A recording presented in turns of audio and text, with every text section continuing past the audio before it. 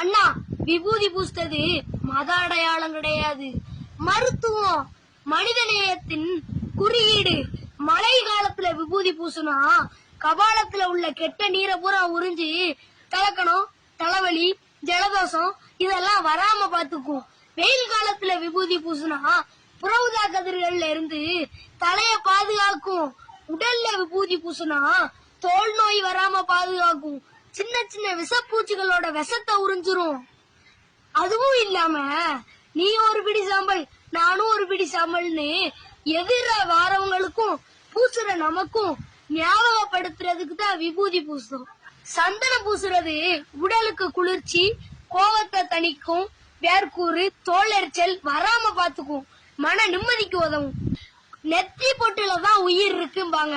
அந்த நெத்தி பொட்டுல குங்குமம் வைக்கிறது தேவையில்லாத கதிரியக்கத்தை வெளியேற்றி கண்களுக்கு காவலனா இருக்கும்.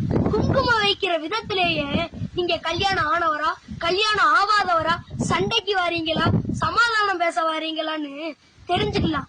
குங்குமம் அப்படின்றது தமிழ் கலாச்சார அடையாளம். அறிவியல ஆன்மீகம் எடுத்துக்கிச்சு, அவ்வளவுதான்.